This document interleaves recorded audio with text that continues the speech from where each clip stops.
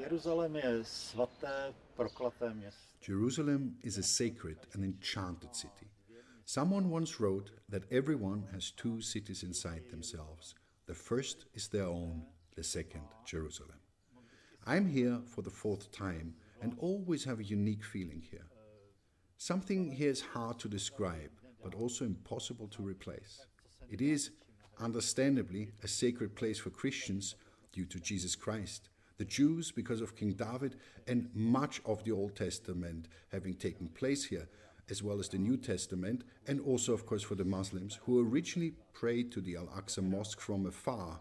A long verse in the Quran, the nightly journey, deals with that. Kteří se původně modlili k mešitě Al-Aqsa, nejzazší mešitě, je tomu věnována celá dlouhá súra Noční cesta v Koránu, při které prorok jede. There the prophet travels, or better is guided, to Jerusalem, because Jerusalem is unique.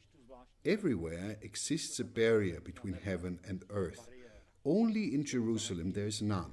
Here one can reach heaven through an opening, as was the case with the Virgin Mary, with Jesus Christ, or the Prophet Muhammad. Here not much difference is being made between them within the sacred part of Jerusalem. Now about the cursed aspect, this strange part of Jerusalem. Its peculiarity is that right underneath this very wall, which has never been abandoned by God's presence, lies the cave of the winds, or also cave of angels. And one of those is the wind of war, or an angel of violence. Whenever this wind becomes aware of a conflict approaching anywhere in the world, especially close to here in the Middle East, it is released. Sometimes even the angels appear with a burning sword.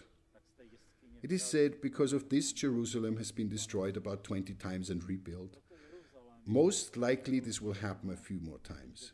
Presently it is more or less a Jewish town.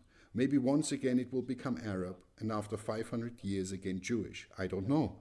This cannot easily be calculated in a history which is proven to be lasting 3,000 and archaeologically for even 5,000 years. This archaeological spot here at the Western Wall I consider especially interesting. As nobody comes here, admission has to be paid, tourists have not enough time, and only rocks can be seen. But it lies at the same Western Wall as is above where all go to pray. Until recently, there was trash here up to 10 meters high, which was removed during the last decade. These rocks I'm sitting on, for example, are part of the platform of the second dome, thrown down here by the Roman soldiers. But to really talk about Jerusalem would be too long here and too incredible. In the morning, we were in the Holy Sepulchre and experienced the typical situation. On one side, a very loud Coptic mass was held, and on the other, a gentle Franciscan service. The Franciscans were almost inaudible due to the Copts. You notice these people do not communicate, or should not communicate, and this at one of the holiest places on earth.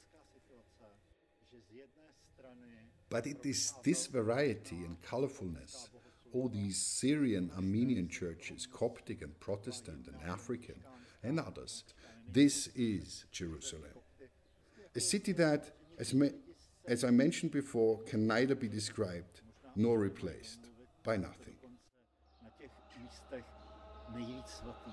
Právě pro množství a barvitost tradice, všechny ty syrské, arménské církve, koptské, protestantské, černošské a prostě Bůh ví, jaké je Jeruzalém, město, no, jak už jsem říkal, to je jako nejde popsat a nejde nahradit ničím.